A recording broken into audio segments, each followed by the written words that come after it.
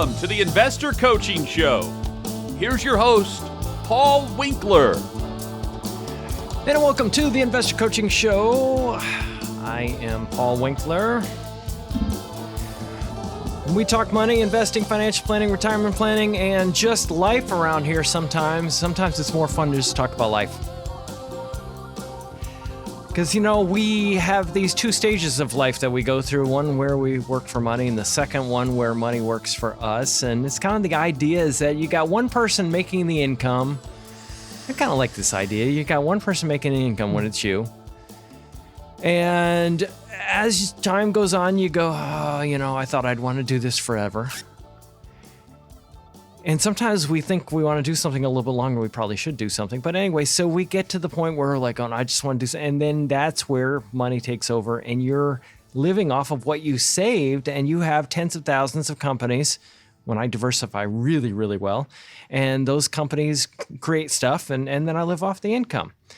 Now, sometimes what happens, though, however, is that we start accumulating money. Especially as we get... especially if you grow up in a household where it's frugality is the rule, and, maybe a grandparent, probably a grandparent, went through the Great Depression, and they started saving and saving and taking and going and stuffing, using paper bags over and over and over again, or using plastic bags over and over again, and just recycling everything because you never knew when you'd be lacking.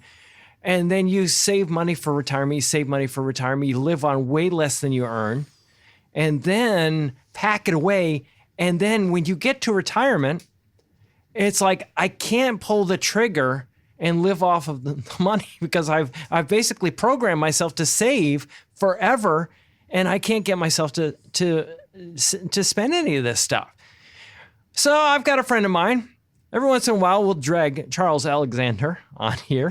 And hey, man, good to see you. How are you, sir? Really, really good. And I'm really excited about this. So I get an email one day, and this email starts off, and it's, Pop, hey, come closer, son. The time is near. This sounds like it's, maybe from the Old Testament, and you've got family gathered around. You got a family gathered around, and me, sad but eager. Yes, what is it, Papa? I wish I spent more time and it's me. Where, Papa? Where do you wish you would have spent more time? The office. I wish I had spent more time on the computer at my desk, and I could check email just one more time, then heart monitor flatlines. No. And, I was like, oh, that is a great opening of an email, Charles.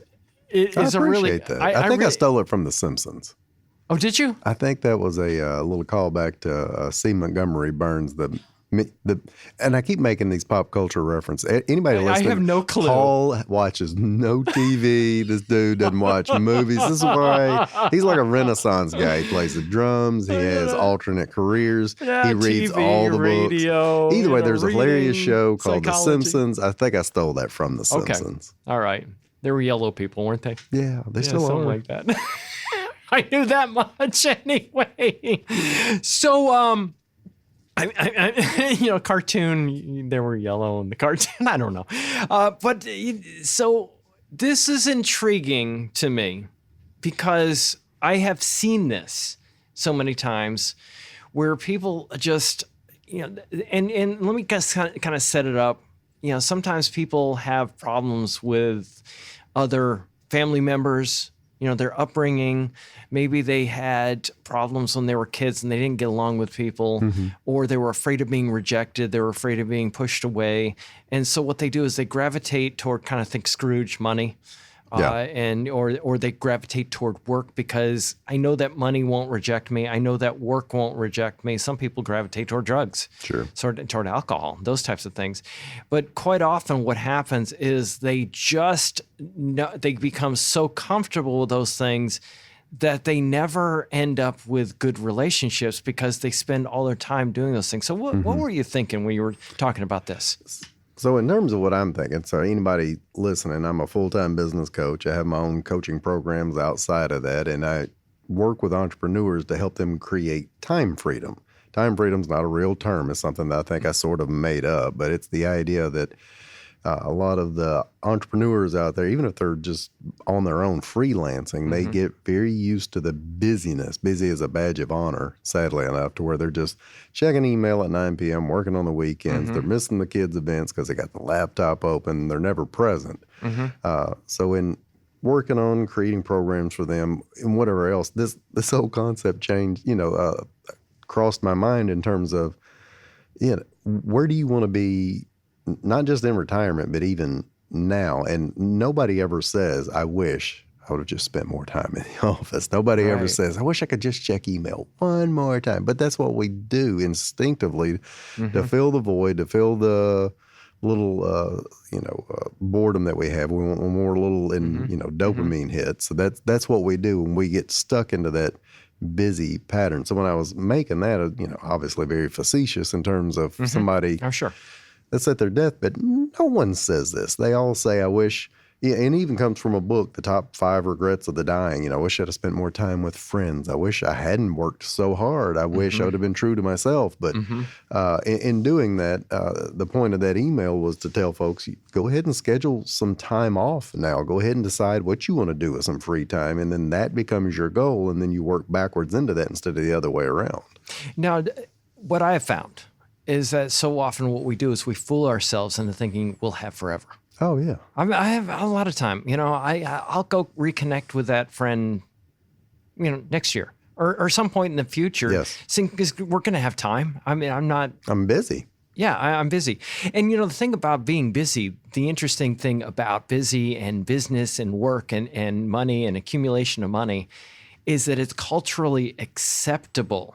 Whereas let's say that's your thing that you go off and do to escape relationships is, drugs or alcohol, let's say. Well, that's not culturally acceptable. It's maddening. If I were to tell you that I'd sat around all day long and eating Oreos and bags of Doritos because I'm hungry, that makes sense.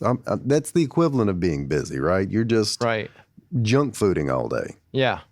Yeah, and with the whole thing of going toward money and work and those types of things, you're successful. You get a badge of honor, with that. But the thing is that your soul is sucked out. Right. Is really what it gets down to.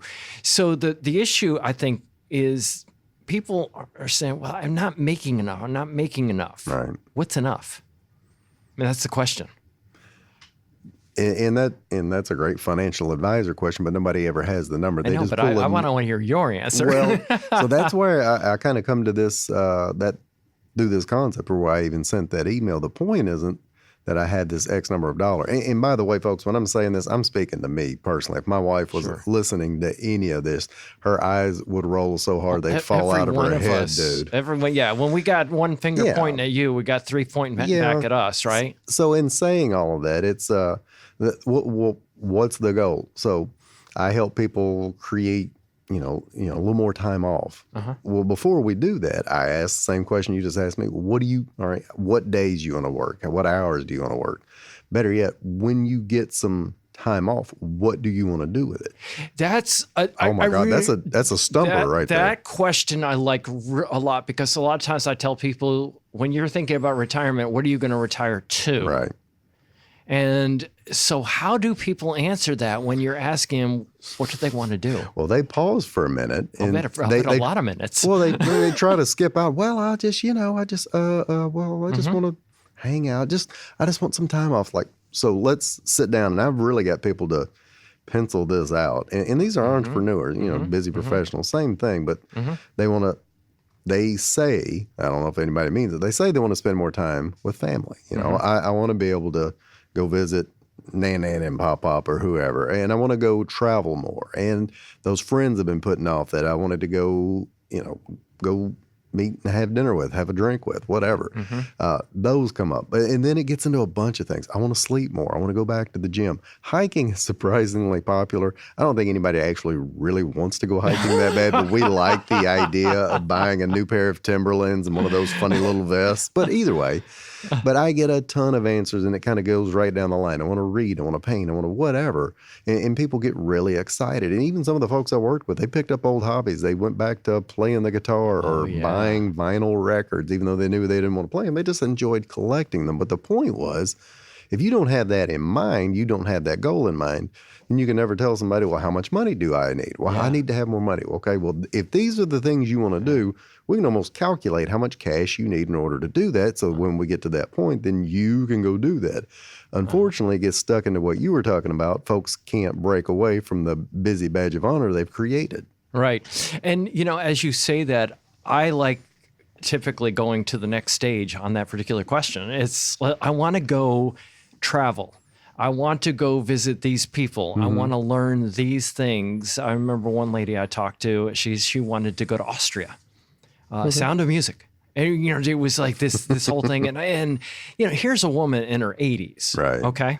And I'm having this conversation with her. And she wished she had done it when she was younger. Yeah.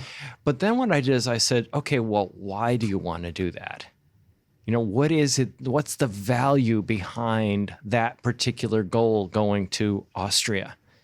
And because obviously to me, Charles, I'm sitting there going, it's not going to happen. Right. It's not going to happen. She had her health was in decline, and she really couldn't do it. And the reason was his beauty. Or the value that she held dear was God's creation is kind of how she put it. And I says, wow, you know what? Can we experience God's creation right here in your backyard? And the answer was, yeah, we can. So it really wasn't about that particular thing, but I love the idea. She had to sit down and be very intentional on coming up with what she wanted to do with her time.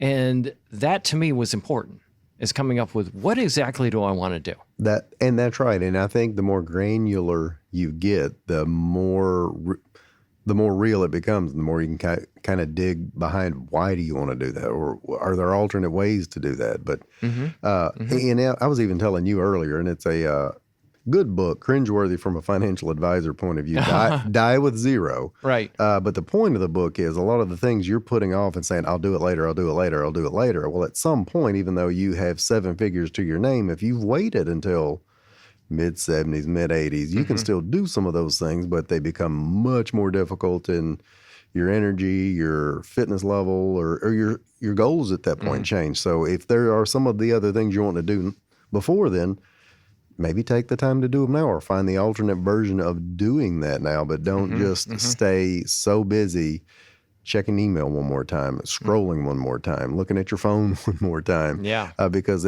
that'll get you off track from the thing you ultimately started doing, your own entrepreneurial adventure in the first place for. It killed the purpose.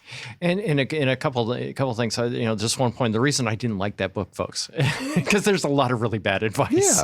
Yeah. Just as far as what they, it tells, the concept sounds good, but the problem that you run into is that sometimes you have unintended consequences when you go and give your property to your kids, as being one thing. But, a lot of other things as far as when you spend your assets down and all of a sudden inflation, the dollar value decreases, it can be a real problem. But let me just hit on something that you made a point on that I thought was really good just there. And it is that we often don't think about the fact that the laws of thermodynamics apply to us, that we will get to a point where we don't have the ability to make the travel. We won't be able to go the places we want to go. We won't have the energy. If I want to go, let's say, over to Europe, and I want to walk around, the streets in Italy or something like that, and I'm just going to be like, I'm too tired to walk anywhere. I really don't want to. And just recognize that happens. And often what I'll do is I'll say, hey, look at your parents. Look at your grandparents and look at their level of activity that they're engaging in, and what do they talk about? Well, they talk about they need to take an afternoon nap, and just recognize that you're probably not going to escape being that person yourself, number one. But what is the reason that we put it off? Why do we put it off into the future and say, I can't do it right now. I don't have time to do it right now. What goes through people's minds that they put it off? Because, well, for a wide variety of reasons. And one thing is, technically, if we wanted to justify, we are, quote unquote, too busy. And another thing you and I have talked about before, where every time we say yes to one thing, we're saying no to a couple of other things. And we don't say no to a whole lot of things that come down our way. So like for me and my wife, I won't tell her age, but I'm 49. I got kids at home, 16, 13, 12. Brother, we got something going on every single day. Every day this week, we, got work, hit the gym, somewhere in point, and then every evening we have somewhere to be. Now, granted, I do enjoy that, but it's easy for me to justify saying I don't have time right now because, if we're prioritizing those things, because I've said yes to so many things, that keeps us from doing the things that we wanted to do. Not to mention, when I arrived today, saw Paul, saw Dana, saw Andrew, hey, man, we've been up there. Even though I'm the guy saying these, you remember what I said? I just said, I've just been so what? I've been so busy. Yeah. It's the thing that just bumbles out of our mouth that we're all so proud of. I've been busy too. We're all busy. Yay. Yeah. Well, we always hear people say, fear of missing out. Yeah. What is the fear that we have? I think of living a life with urgency. Sure. And, that I don't want to miss anything. So I say yes to everything. But I love that you say that you're saying no to other things. So the key is, even though I've heard people talk about Einstein time, and time is a relative concept, whatever, dude. There's 24 hours in a day. Yeah, right. Anything. So today, Paul asked me to come hang out here. Yeah. I did my own annual financial review. We did, we're doing this interview right now. That means I am not doing something else, and there's no way, shape, form, or fashion around it. Now, luckily, I'm pretty good with my time and had the space for it. Most people don't have the margin for it. So if they do this, business-wise, maybe you're not going to go prospecting today now, and that's going to have a ramification later. Or I'm not going to create a proposal that I was supposed to, so that'll be an issue later. I'm not going to bill right now, so whatever the case is. And for most people, they don't skip the entrepreneurial stuff because they have such a fear mentality built up. So that means now I'm not going to go to the gym. Now I'm not going to go to my kids' basketball game tonight because I'm going to be so busy. Or whatever it is. I'm not going to go on a date. I'm not going to cook dinner. I'll just grab something to go. It all has a trickle-down effect. So you have to make decisions based on the idea, if I take on something else at this point in your life has to be subtracted. And it's not a bad thing. Maybe I could say, well, I'll doom scroll 1 hour less. That's fantastic. I'll watch 1 hour less of the news. And I know I'm on a news radio show, but look, I'll turn the news off for an hour. I'll worry. Whatever it is, that's good. That's a good trade-off, but we don't normally make those trades. Well, a lot of times the news just, quite frankly, makes us anxious. It does. And we may be walking away from anxiety just doing that. And and this is off topic, but unless you plan on personally there's a ton of news all the time. Unless you plan on personally making changes in your life or somebody else's, you ingesting all of that news all the time about what's going on here, the Middle East or the White House, if you're not going to do something about it, you being glued to the TV, radio, or podcast is not helping. I heard somebody say one time that we used to live with our lives in 15 square miles. And that was literally all we knew was going on within 15 square miles. And we had no clue what was going on 100 miles away from us. And now we know what's going on all over the world. And that is doing nothing but stressing us out and causing us to live life at just at a scarcity level is where it really gets down to. What I want to do after this, I want to talk a little bit about how do you prioritize? Because it sounds like that's what you're talking about. I have to come up with a priority list on what's really important, because I could make number one, the most important thing, making money, being more productive. Or I could decide that that's not a priority, that there are other things that are more important. And how do we make a hierarchy as to what is most important going down? Because that, I think, is really where the rubber meets the road on this.